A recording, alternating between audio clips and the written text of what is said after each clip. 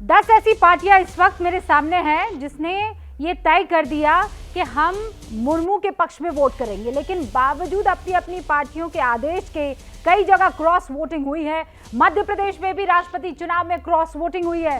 Samajwadi party के एक विधायक ने द्रौपदी मुर्मू को वोट किया है, जबकि कांग्रेस के एक बागी विधायक ने भी मुर्मू के पक्ष में मतदान किया है। और ये खबर आ रही है मध्य प्रदेश से। इस वक्त मेहमान हमारे साथ सारे जुड़े हुए हैं। प्रमोद जी, मैं आपसे ये सवाल जानना चाहती हूँ कि विपक्ष इकट्ठा होते ही बिखर जाता है, चाहे वो राष्ट्रपति पद का चुनाव हो या बाकी मुद्दों पर।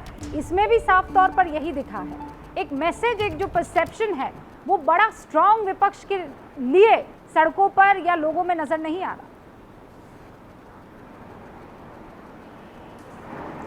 देखिए, ये आज पहली बार राष्ट्रपति का चुनाव नहीं हो रहा है। आज़ादी के बाद बहुत से चुनाव हुए हैं और जब भी चुनाव हुआ है उसमें जो सत्तारूढ़ दल होता है उसका उम्मीदवार ही जीतता है। मैं बहुत स्पष्ट कर दूं, ये आप पहले बाबू राजेंद्र प्रसाद जी से जब से शुरू हुई कहानी और आज तक की बात है। मैं इसमें एक बात बहुत साफ कर देना चाहता हूं कि ये एक संवैधानिक लड़ाई होती है, लोकतांत्रिक होती है। अब सरकार है, प्रबल बहुमत की सरकार है, पर विपक्ष जो सदन में बैठा रहता है, लोकसभा में, राज्यसभा में, विधानसभा में, वो अपने मुद्दों की बात तो करता है। यहाँ पहले दिन से मालूम है कि लगभग 49% एनडीए का वोट है। बहुत से ऐसे दल हैं जिनके सामने ईडी का खतरा है, सीबीआई का खतरा है, तमाम एजेंसियों का खतरा है। उनकी अपनी मजबूरियां हैं, अपनी कहानी है, उनके अपने आदिवासी क्षेत्र हैं, उनकी अपनी अलग परेशानी और समस्या है, तो वो अपने ढंग से मतदान करते हैं। अब मैं और सबसे इंटरेस्टिंग बात इसमें रुका जो होती है कि राज्य में वोटों की संख्या वेरी करती है।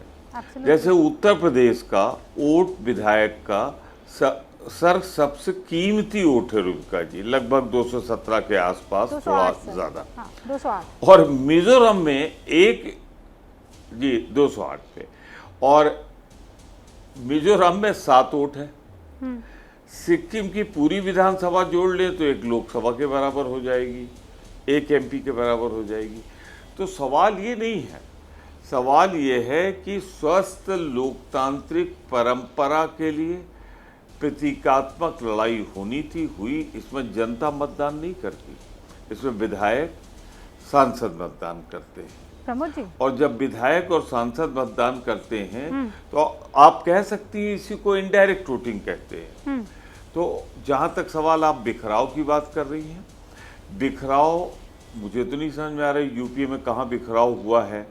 सब एकजुट रहे हैं। बहुत सी जगह से हम लोगों को खबरें आ रही हैं कि भारतीय जनता पार्टी के लोगों ने बंगाल में पूरा का पूरा वोट नहीं दिया है। इस पर मत जाइए, इस पर मैं जाना भी नहीं चाहता।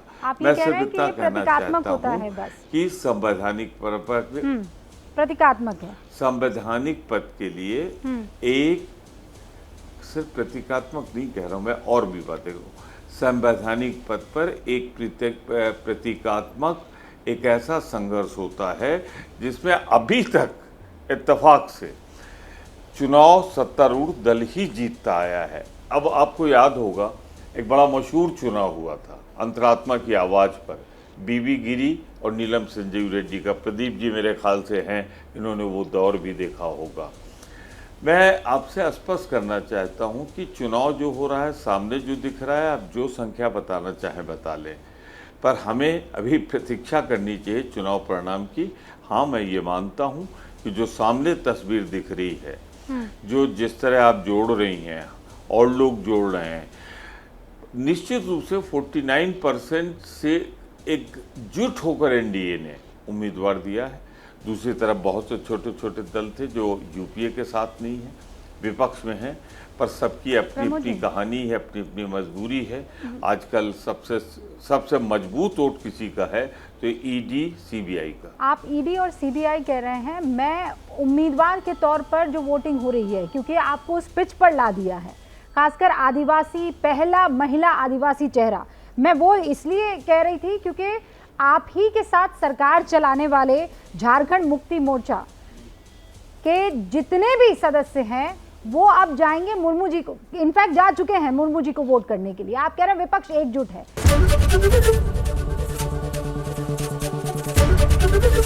एबीपी न्यूज आपको रखे आगे।